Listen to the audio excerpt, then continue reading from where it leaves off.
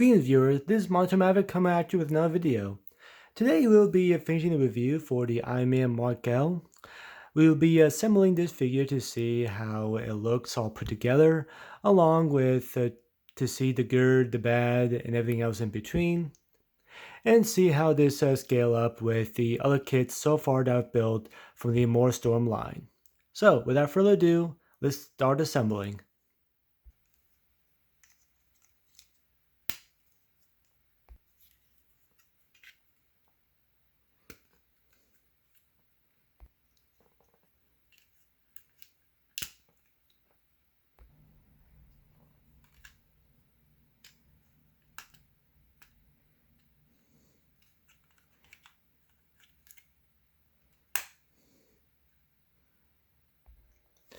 And here we have the Ironman Mark 50 or Mark L fully assembled.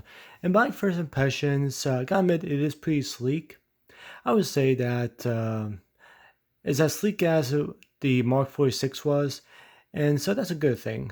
Another thing I can notice is that there's a lot more red than gold for this kit. Whereas the Mark 46, I would say, had a much better balance with the red and the gold. But this one, the red definitely dominated the balance here, I would say. But aside from that, everything else seems pretty good. I really do like that chest piece. I really like that triangular shape compared to a circle. I just feel like it kind of sticks out a little bit more. But everything else seems pretty good. I mentioned in the parts video that there are some nice detail all around, so I can't deny that. Another thing that I have noticed is that the Mark 46 had those like flaps that open in the back, whereas this one does not. Also, I feel like there's a little bit more spacing in between certain areas. I feel like the 46 maybe did a little bit better job than that. I know I can see like an empty space between the waist and the body, so that's one thing. It's a little bit of a buzzkill, if you will. But I wouldn't say it's necessarily bad. It's just nitpicking at this point. But all in all, it does look pretty nice. It does look pretty sleek, and the fact that it's well detailed and well balanced in terms of proportions. You know, the arms and the legs and the body, the head, they all match pretty well, just like a standard, I would say, person. So this definitely does work well. But to see really how this figure stand out, let's see about the articulation.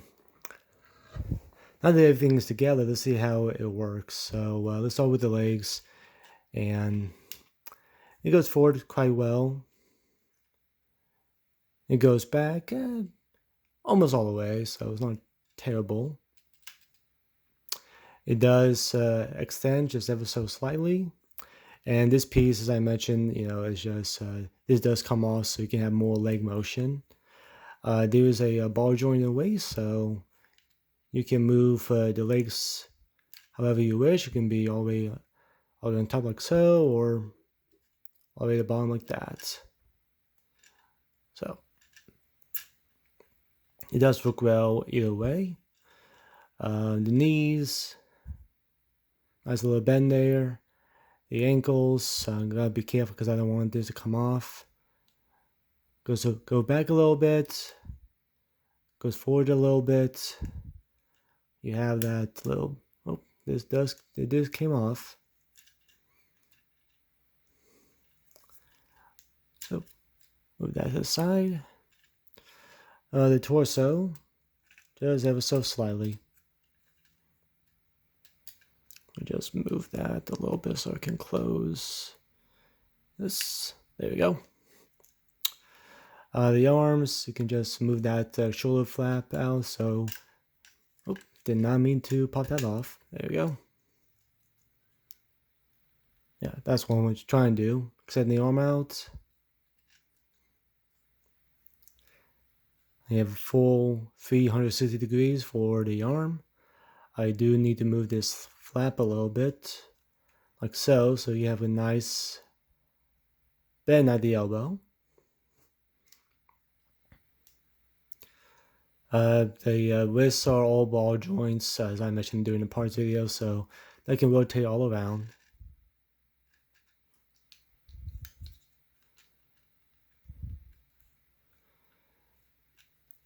And lastly, the head can go all around. Actually, has two joints. One is inside the torso, and the other one is the head itself. But can go all around, side to side, like so. And that's about it for articulation. And for some side-by-side comparisons, here's the Ironman Mark L right beside the HMM gun sniper from Zoids.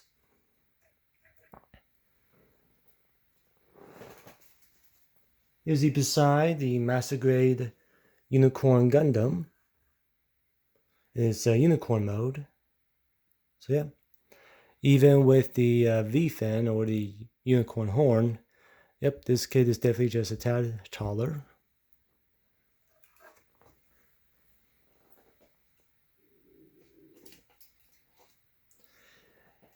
Is he with the Master Grade version KA Senenju Stein? So it looks like the Mark L is actually just a tad taller. But I'll say the Senenju Stein is definitely a little bit wider, a little bit more bulky.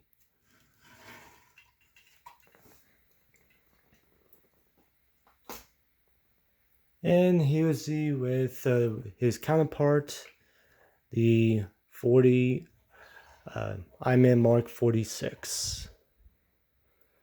So definitely a quite difference. Not just some style, but definitely paint color. Like I said before about the red and gold balance. But yeah, there's actually a pretty big difference between the red here.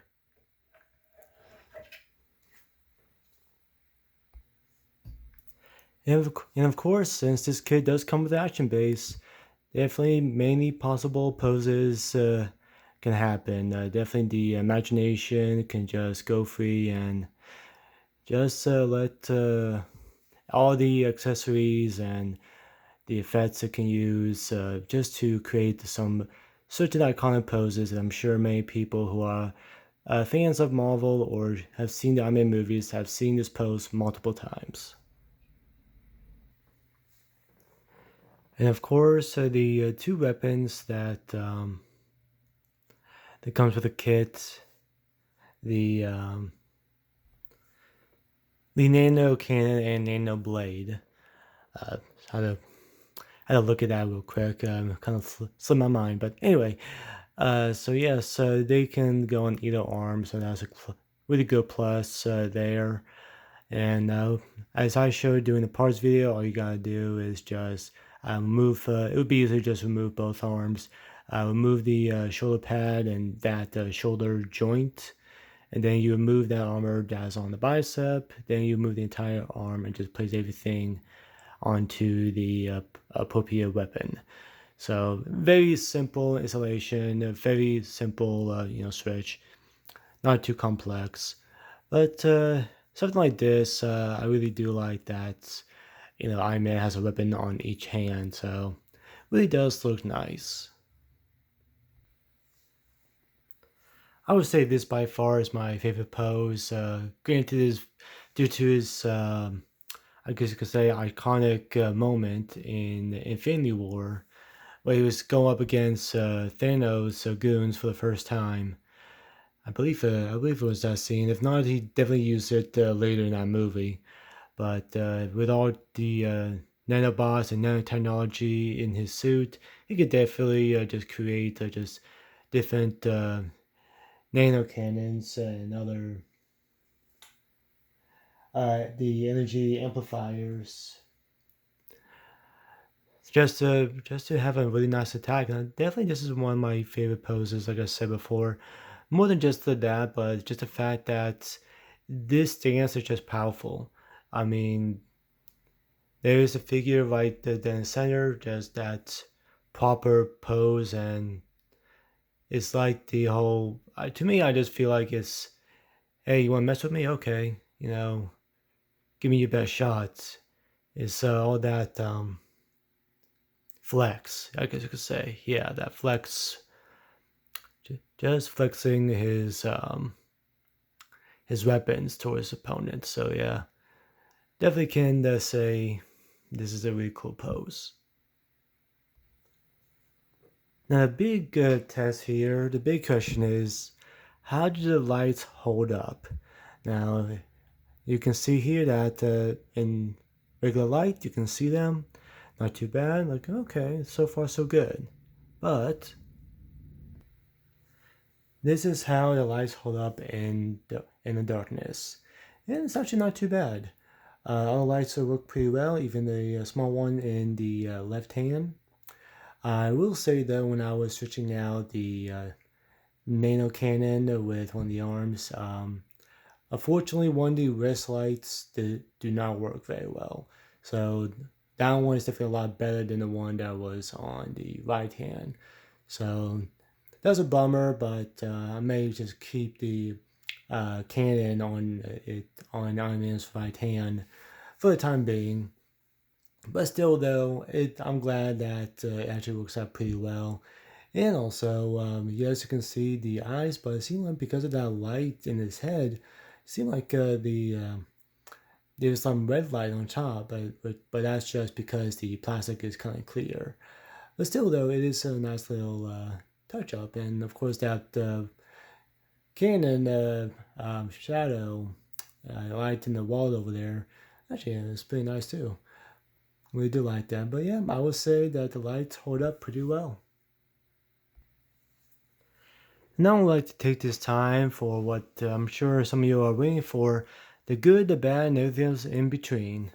So let's start off with the good. The good is the accessories on this kit are just by far one of the best amount of accessories I've seen on a kit thus far, especially for this line.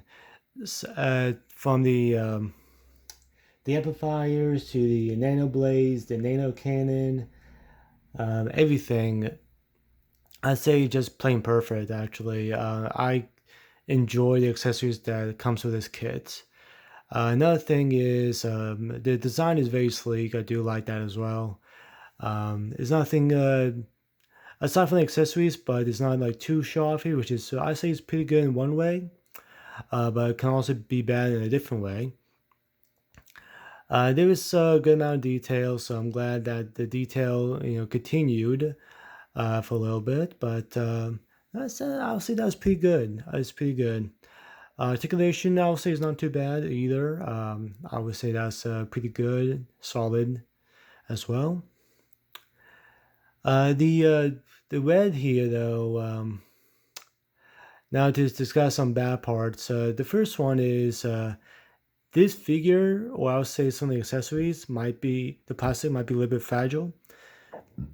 Actually, the action base, one piece just came off and it broke off.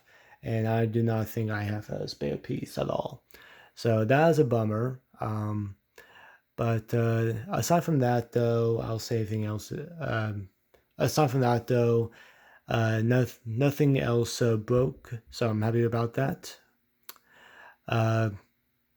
Another bad part is the color. I prefer the darker crimson red, as shown here with the Mark 46. Another bad part is I kind of wish they were like, it didn't need to be a lot, but I kind of wish there was some like, some flaps on the back, just like the 46. You can just move up and just see some more detail. Another bad is the color contrast. So as I mentioned earlier, the red and the gold on a 46 looks a little bit better than the Mark 50. I kind of wish it was a bit more gold, so that way, to me personally, I think it'd be a much better balance. I do feel like when I was positioning and posing this kit, I think some pieces just kept on falling off, especially the arms. So I'm kind of surprised by that because I did not have the issue with that with the 46.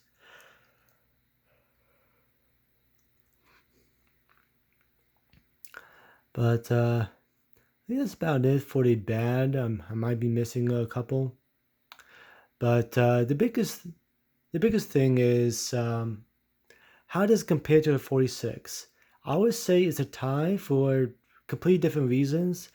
I would say for the figure wise, the 46 is better, the one in the crimson red.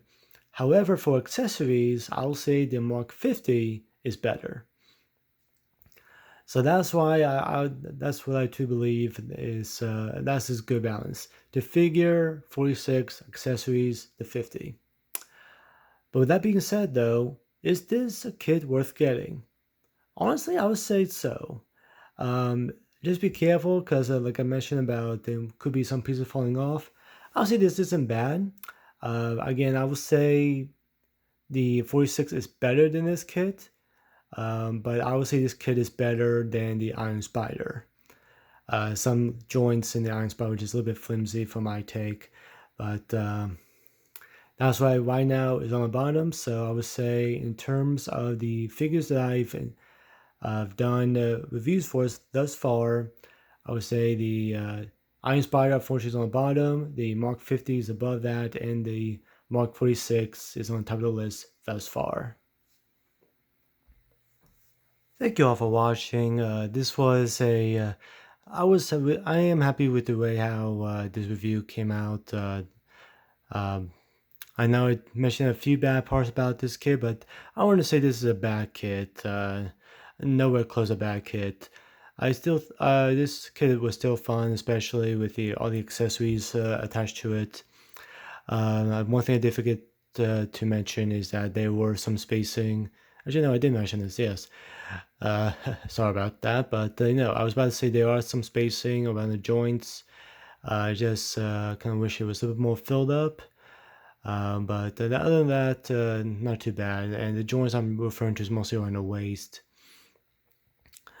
But aside from that, it's not too bad. But yeah, I really did enjoy building this kit. I'm sure there's going to be more in the future, foreshadowing or spoiler. But with all that being said, be sure to like, share, subscribe, and hit that notification bell for more video updates. I do have a Instagram and Reddit account, so there will be links down below. And the other two videos here, one video would be the most recent one, so that would be the whenever I discuss the individual parts of this kit, and one that YouTube picked out for my channel as well. So, thank you again all for watching, and until next time, keep on building.